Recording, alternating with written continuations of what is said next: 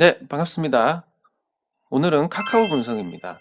이 카카오 분석은 버블버블님께서 카카오에 진입하고자 하는데 언제쯤 진입하면 괜찮은지 알려달라고 하신 요청.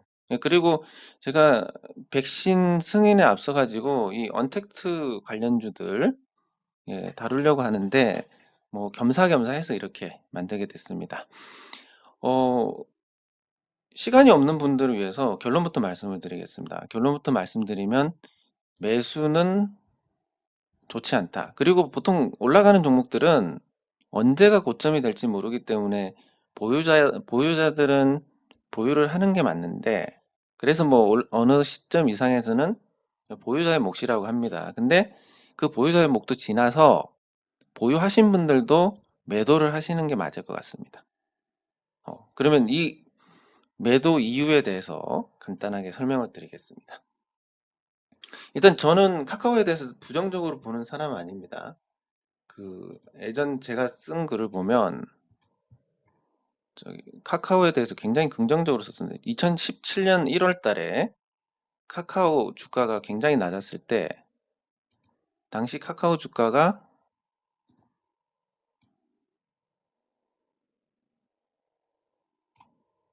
1월이니까 8만 원대였습니다. 8만 원대에 제가 이 글을 써가지고 목표가를 제시를 한 것이 단기 9만 원, 중기 11만 원, 장기 15만 원이었습니다. 근데 이 당시에 있었던 근거하고 달라지는 일이 발생을 했습니다. 카카오뱅크가 생각보다 빨리 수익을 내게 됐습니다. 그래서 카카오뱅크의 실적이 빠르게 호전이 됐기 때문에 그래서 다시 이때가 7월달, 2017년 7월달. 물론 이제 그렇게 한번 글을 쓰고 나면 심리 안정을 위해서 이렇게 좀 좋은 방향으로 글을 써 나갑니다. 그래서 여기 보시면 그 목표가를 12만 그리고 15만, 18만 이렇게 바꿨습니다. 카카오뱅크를 반영을 해서. 그러니까 여기서 투자하는 방법은 그렇습니다. 뭐 제가 하는 방식은 굉장히 기본적인 거고 누구나 시장에 오랫동안 참여하면 아시게 되는 건데, 근데 그 사이에 뭐 단타 매매라든지 이런 데 습관을 들여버리면 흥미를 잃게 됩니다. 흥미를 가질 수 없게 됩니다. 이런 접근 방식에. 네, 그리고 두 번째는 뭐 대응이라고 하는 부분에서 말씀드린 것처럼 처음에 충분히 종목을 알고 진입을 합니다. 보통 우리가 사고 나서 이 종목이 뭔지를 보지 않습니까?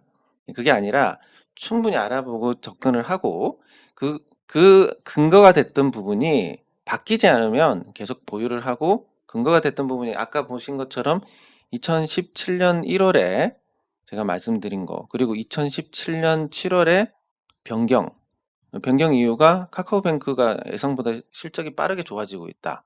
그러면 처음에 투자했던 근거가 달라졌기 때문에 대응을 한 겁니다. 목표가 상향을 한 겁니다. 그래서 이 카카오가 그러면 지금 주가가 무려 37만 9천 원이고 얼마 전에는 40만 원 위에 올라 있었는데 연중 최고가가 42만 원입니다. 그럼 지금 가격이 과연 괜찮은지, 뭐 어떤 변화가 있었는지, 제가 분석했던 그 장기 목표가 18만 원에서 달라진 부분이 있다면 코로나19입니다. 그래서 이게 반영이 됐으면 뭐 그 뒤에 주가가 이제 목표가 재설정이 됐을 텐데, 제가 저 시점에는 다른 일로 굉장히 바빠가지고 아예 신경을 쓰지는 못했습니다. 그래서 지금은 그러면 어떻냐? 그냥 매도를 해야 된다라고 봅니다. 왜냐면 카카오의 가치 분석에서 지금 남아있는 것은 카카오뱅크입니다. 앞으로 이 카카오뱅크가 대형 은행 수준으로 성장할 것이라는 어떤 믿음이 있는데, 저는 요거에 대해서 저도 굉장히 높은 확률이라고 생각했지만 지금 현실적으로는 생각보다 저조합니다.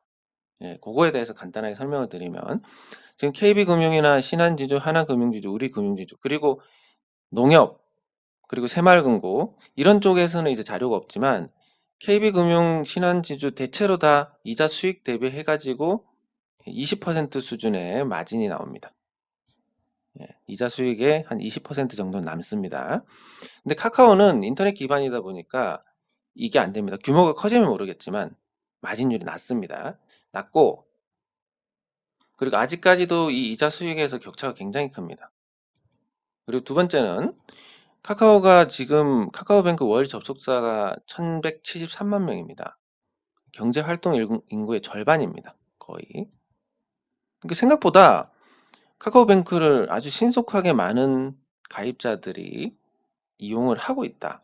그리고 계좌 개설은 1254만 명이고 대출 잔액이 18조 원, 당기 순이익이 반기로 452억 원입니다. 그러면 지금 카카오가 수익이 나고 있고 앞으로 성장을 할 거라는 부분은 분명합니다. 근데 지금 IPO를 기업 공개를 앞두고 있기 때문에 약간의 마사지가 들어갔을 가능성이 굉장히 높습니다. 그럼 카카오뱅크의 실적이 다소 쥐어짜내지고 부풀려졌다라는 관점에서 본다면, 그리고 이미 가입할 수 있는 대상의 사람들 중에서 절반이 가입을 했습니다. 그러면 앞으로 카카오뱅크의 성장성은 어쨌든 100%에 한정이 되는 겁니다. 최대. 예, 그리고 성장성 한계를 나타내는 또 다른 지표가 인구 구조에 있습니다. 우리나라 인구 구조를 보면 청소년들 숫자가 지금 630만 정도로 유지가 되고 있는데 지금 연간 신생아 출산이 30만 명 아래로 떨어졌습니다. 그럼 여기에 14를 곱하면 앞으로는 한 420만 정도에서 유지가 된다는 겁니다. 굉장히 이제 인구 감소가 본격화될 가능성이 커진 상태고, 그리고 경제 활동을 주로 하는 요 연령층에서도 15에서 64세 이 사이에서도 인구가 이제 감소를 하기 시작합니다. 65세 이상 늘어납니다. 근데 65세 이상은 서투입니다. 카카오 뱅크를 다룰 사람들이, 그 대상이 되는 사람들이 적고, 그리고 이게 그렇지만 기존에 어떤 관계라는 걸 맺어놨기 때문에 증권사도 거래하는 증권사가 있고 그 직원하고 어떤 인간적인 관계가 맺어져 있고, 은행하고도 어느 정도 지점장하고 관계가 맺어져 있고, 고액 자산가 분들 봤을 때는 이 구조를 깨고 카카오뱅크로 자산을 옮긴다? 거의 불가능합니다. 뭐 진짜 은행이 망하고 증권사가 망하고 뭐 이런 일이 있지 않는 한 카카오뱅크로 고액 자산가 분들이 자산을 옮기는 건 거의 불가능하다고 보고, 그러면 카카오뱅크의 성장성은 사실상 이미 정점을 찍었다라고 볼 수 있습니다. 앞으로 성장할 게 100%가 남았지만 연 성장률로 보자면 이제 이 성장 곡선이 꺾이는 상태. 보통 주가의 영역은 가속도의 영역이라고 합니다. 왜냐하면 여기 성장 곡선이 가파를수록 주가 반응이 강하게 나옵니다. 그리고 그 성장 곡선을 가파르게 해줬던 게 코로나19고, 코로나19는 장담컨대 10월 중으로 백신이 나와서 사태가 종식이 될 겁니다. 내년까지 해서. 그러면 그런 특수한 환경도 사라지고, 이 부분들을 봤을 때 카카오 주가가 유지가 되는 근거가 사라지고 있는 상태입니다. 하나씩 빠지고 있습니다. 그리고 카카오뱅크가 하반기에 IPO를 준비하는데 그냥 돌려서 생각해 보시면 됩니다. 앞으로 회사가 계속 성장을 할 겁니다. 그러면 당연히 주주들 입장에서는, 구주주들 입장에서는 상장을 언제 하는 게 좋습니까? 성장 정점에서 하는 게 좋습니다. 지금 가치가 10,000원인데 앞으로 50,000원까지 거의 확실하게 성장하는 회사다. 그럼 50,000원까지 갖고 있는 겁니다. 아시다시피 상장하지 않은 알짜 기업들도 굉장히 많습니다. 그 기업들은 성장할 기간이 남아 있는 거고, 성장을 충분히 해서 앞으로 성장이 둔화되거나 더 이상 성장하지 못할 때 상장을 합니다. 그럼 삼성전자는 상장하고 많이 오르지 않았느냐? 두 가지 경우입니다. 하나는 그냥 차익 실현, 하나는 투자금 조달입니다. 삼성전자는 과거에 반도체 시장 진출하고 그러면서 이제 투자금 조달을, 반도체 시장 진출보다 훨씬 전인데 그 투자금을 조달을 해서 회사 부채를 갚고, 당시에는 주식시장에서 자금을 끌어와서 사채를 갚으면 굉장히 높은 금융비용 절감이 있었기 때문에 그런 목적이고, 지금도 아주 간혹 투자를 위해서 유상증자를 하는 회사들이 있습니다. 그 회사들은 일반적인 유상증자보다는 주가 하락이 덜합니다. 예, 그리고 지금은 그래서 성장의 어떤 한계를 느끼는 부분과 공모 시장이 좋기 때문에 빠르게 추진을 한다라고 볼 수 있고, 재무제표 마사지를 통해서 이제 실적 만들기에 주력을 할 거고, 그러면 한동안 원래는 이렇습니다. 이런 형태로 실적이 늘어나는데 앞으로 상장을 위해서 약간 마사지를 해서 이렇게 만들어 놓습니다. 앞으로 상당 기간은 이렇게 가고 이렇게 가게 될 겁니다. 그럼 이 기간 동안은 주가가 가속도의 영역이니까, 성장하지 않는 이 기간 동안은 주가가 하락을 할 가능성이 높아집니다. 예, 그리고 카카오 지분은 카카오 게임즈와 달리 카카오뱅크는 34%를 유지를 하고 있고, 이거 상장할 때 지분 줄이기가 어려울 겁니다. 그러니까 구주 매출 하나도 없을 거고, 오히려 유지를 하기 위해서 신주 발행하면서 한국금융지주, 예, 그쪽에서 갖고 있는 지분을 인수를 할 가능성이 큽니다. 네, 그리고 대규모 자금 조달, 상장하면서 대규모 자금 조달로 대출 확대를 하고 그걸로 성장을 유지를 한다는 건데, 이게 이제 그러니까 성장성은 줄어듭니다. 성장은 계속하지만, 예, 이런 걸 보면 이제 카카오의 매력이 많이 떨어지고 가격은 너무 비싸다라고 볼 수 있는데, 그럼 지금 카카오 주가가 높은 이유를 보면 모바일 사업에서 어떤 독점적인 위상이 있고, 그리고 오토 사업에서 어쩐지 계속 성공한 건 없지만 성장에 대한 기대, 그리고 슈퍼앱 전략, 텐센트가 쓰는 슈퍼앱 전략으로 카카오톡을 통해서 카카오톡이 없으면 생활이 안 되도록 하는 전략입니다. 뭐 고지서도 받고 뭐 온갖 걸 다 카카오로 하는 전략인데, 이거는 아주 훌륭하지만 여기에 대해서도 이미 한계가 드러나가지고 텐센트 주가가 많이 빠졌습니다. 그리고 게임 사업, 게임주로 보고 카카오 게임즈가 있으니까 카카오를 게임주로 보고 투자를 하는데, 그런데 카카오 게임즈가 상장을 했습니다. 네, 그러면 카카오의 게임주로 보고 편입한 자금들이 이쪽으로 갑니다. 수급에 이제 공백이 생깁니다.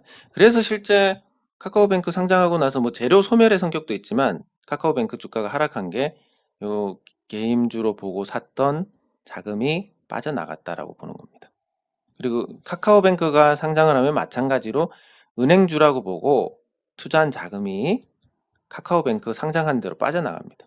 그러면 투자 이유 중에서 두 개가 사라지고, 코로나 때문에, 예, 모바일 사업이 지금 호황인데 이것도 줄어들고, 오토 사업은 아직 성공한 거 없고, 주가가 내릴 때 이제 성공한 거 없고, 이런 게 부각이 됩니다. 슈퍼앱 전략도 한계가 드러났고, 카카오에 이제 투자할 이유가 없어진 겁니다.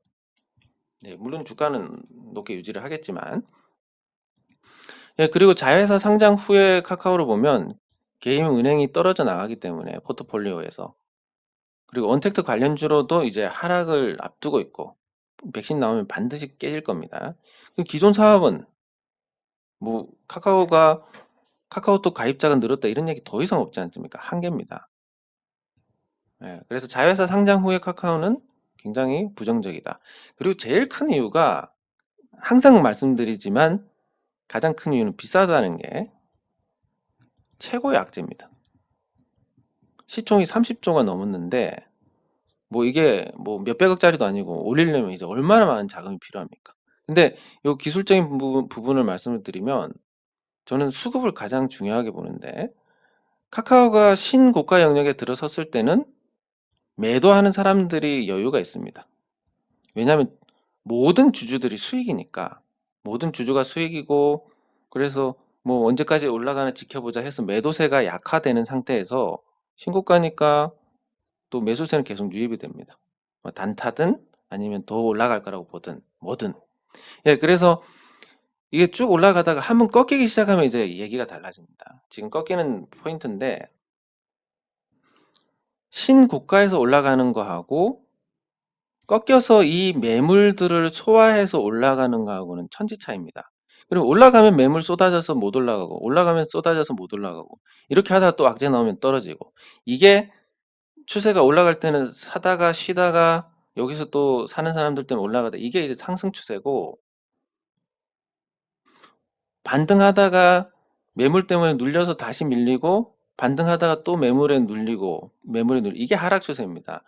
예, 제가 그냥 아주 간단하게 말씀을 드리면 상승 추세를 만들 만한 종목, 그러니까 시장 관심을 받을 만한 종목이면서 심리가 흔들리면 안 되기 때문에 저렴한 종목이어야 하고 저평가된 종목이고 그리고 상승 추세를 만들 만한 어떤 재료가 있고 관심을 받을 만한 그런 종목이고 근데 지금 시장이 좋기 때문에 웬만한 종목들은 관심을 받을 수 있습니다.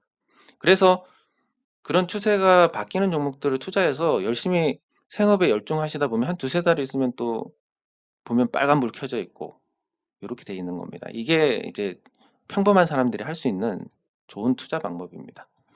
예, 그리고 시장이 나쁠 때는 저도 이거를 권하기가 어렵습니다. 왜냐하면 언제 올라갈지 모르니까. 언젠가는 올라갈 것 같은데 그게 뭐 2년이 되고 3년이 될 수도 있으니까 그 사이에 저 같은 입장은 이거 어떻게 되느냐, 올라가느냐, 내려가느냐 여기 굉장히 시달리게 됩니다. 그 기간 동안. 그래서 제가 시원하게 말씀을 못 드리는데 지금처럼 시장 유동성이 보강이 된 시점에서는 예, 추세 좋은 종목들, 시장 관심 받는 종목들 사서 기다리면 얼마 안 가서 올라갑니다. 예, 근데 어쨌든 그 카카오는 지금 그 추세가 바뀌는 시점이고 추세가 꺾이면 앞으로 반등할 때마다 이 시총 30조 넘는 종목의 매물들 못해도 뭐 몇 조 원에 달할 텐데 이걸 다 소화를 하고 가야 되는데 과연 그만큼의 매력이 있느냐 그러면 아니다라는 겁니다. 그러면 지금 카카오는 사시면 안 되고 갖고 계신 분들은 파셔야 됩니다. 그래서 투자 전략이라고 하면 아주 명료하게 매도입니다. 그리고 주봉에서도 보면 이 주봉에서도 먹을 자리는 많습니다. 앞으로 단타로도 예, 뭐 이 정도, 이 정도, 이 정도, 이 정도 다 먹을 수 있습니다. 왜냐하면 힘있게 올라갔기 때문에 힘있게 올라간 종목들은 반등 자리에서 반등 거의 다 줍니다. 예, 그러면 근데 이게 단기간에 많이 올랐고 주봉상에서도 변동성 범위를 벗어난 이 변동성 범위를 벗어난 시기는 확률적으로 2.5%인데 카카오의 경우는 올해 거의 절반을 50% 2.5%의 확률인데 50%의 기간을 요 변동성 범위 밖에 있었습니다. 이런 기형적인 것은 코로나19 때문에 그런 것이니까 코로나19 사태가 수습이 되면 이 비정상이 정상으로 돌아오면서 크게 하락을 하게 될 수밖에 없습니다. 그래서 신규 매수는 뭐 권하자면 신규 매수는 그렇습니다. 여기 포인트를 잡아 드리자면 여기서 한번 꺾이면 요 자리 저는 이제 지지선이 겹치는 자리를 좋아하는데 단순한 지지선하고 제가 설정하는 지지선하고 그래서 한 35만 원 정도면 단기로 한번 접근해 볼 만하다. 근데 이게 주가가 많이 높기 때문에 이때는 손절이 필요합니다. 손절가를 정하는 게 좋습니다. 뭐 보고 본전 매도를 하고 이런 게 아니라 그냥 적당한 시점에서 손절가를 담아두고 가는 게 좋을 것 같고 예, 그리고 요 자리는 비교적 확실한 자리입니다. 30만 초반대 요 자리는 비교적 확실한 자리니까 예, 또 공략도 괜찮고 요 자리는 진짜 제가 좋아하는 자리입니다. 이런 자리들은 올지 안 올지는 모릅니다. 올지 안 올지는 모르는데 오면 27만 4천 원 같은 경우는 예, 조금 자신 있게 할 수 있는 자리고 그리고 뭐 그럴 일은 없을 것 같긴 한데 만약에 15만 원까지 떨어지면 요 매물대가 있고 위에서 판 사람들은 안 팔았다 생각하고 다시 사보지 이런 매수세가 들어옵니다. 그래서 이거는 여기까지 떨어지면 뭐 정말 괜찮은 자리고 뭐 그렇습니다. 어쨌든 이 추세가 이제 꺾이고 있기 때문에 단타 접근만 가능하고 그 단타도 뭐 당장 사서 팔고 이게 아니라 샀다가 기술적 반등 나오면 팔고 이 정도입니다. 예, 그리고 그 자리들은 말씀드린 그 정도의 자리고 그 자리 이외에는 안 하시는 게 좋습니다. 하락 추세에서는 갖고 있으면 손해입니다. 예, 그래서 카카오에 대해서 명료하게 매도를 해야 되고 신규 매수하시면 안 된다라고 말씀을 드릴 수 있고 그게 뭐 당장 내일 주가가 올라서 평가하는 시점에 따라서 이 시점에 평가하면 맞았네, 이 시점에 평가하면 틀렸네라고 할 수 있지만 예, 장단컨대 6개월 이후를 평가 시점으로 잡으면 요거는 확률적으로 굉장히 높은 확률로 맞을 겁니다. 그리고 카카오뿐만이 아니라 앞으로 다룰 종목이 네이버, 셀트리온, 삼성바이오로직스인데 고평가 한계를 통계적으로 내보면, 예, 그리고 LG화학 등등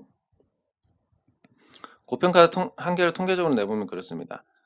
자산 가치 7배, 그리고 실적 가치 50배를 보통 한계로 합니다. 한계라는 말은 뭐냐면, 이거 가면 무조건 떨어진다가 아니라 여기서 오래 머무를 수 없다. 파는 사람은 많고 사는 사람은 없으니까. 물론 제약바이오는 여기 곱하기 2를 해줘야 되고, 특수하니까. 그리고 유통 주식수에 따라서 반영이 달라지는데, 아주 간단하게 설명드리면 삼성바이오로직스는 요 조건에 모두 충족해서 매도를 해야 됩니다. 근데 그래도 쉽게 안 내려가는 것은 삼성그룹에서 75%를 갖고 있고, 외국인 지분 갖고 있고 하면 유통 주식수가 얼마 안 되기 때문에 그렇습니다. 예, 반대로 이제 뭐 셀트리온도 거기에 해당이 되는데, 셀트리온 같은 경우는 유통 주식수가 많으니까 조심해야 되는 거고, 네이버도 뭐 마찬가지 입장이고, 카카오도 지금 그런 상태입니다. 그래서 정리를 하자면, 카카오 진입 시점이 언제로 잡아야 될지, 진입 시점은 아까 말씀드린 것처럼 단타로만 35, 31, 27 정도? 예, 그리고 뭐 15, 이거 올지 안 올지는 모릅니다. 35도 올지 안 올지는 모르지만 어쨌든 그렇게 기준을 잡아 두시면 되고, 가치 대비해서 은행의 성장성, 카카오뱅크의 성장성이 많이 떨어졌고, 예, 그리고 하반기 IPO 준비한다고, 기업 공개 준비한다고, 거기에 따른 어떤 또 마사지가 있었을 거고, 그러면 약간 부풀려져 있는 상태에서 카카오를 게임주로 보고 들어온 자금, 카카오를 은행주로 보고 들어온 자금들이 이 자회사들이 상장하면서 빠지게 되는 겁니다. 그 자회사로 투자를 하게 되고, 그래서 매수세가 줄어들고 매도세가 강해지는, 그리고 주가가 너무 많이 올라서 추세도 지금 꺾인 상태고, 비정상적인 형태의 흐름인데, 코로나19 종식되면 문제가 될 거고, 그래서 이런 걸 종합했을 때 이 대응 전략은, 신규 매수는 단타 외에 금지고, 단타도 제가 아까 말씀드린 주요 포인트만 확률이 그나마 나옵니다. 그리고 보유자의 대응은 반등 시에 매도를 하시고, 묻지마 매도도 나쁘지 않다고 말씀을 드립니다. 환경 변화, 코로나19 백신 승인하면 이거 반드시 재료 빠지게 됩니다.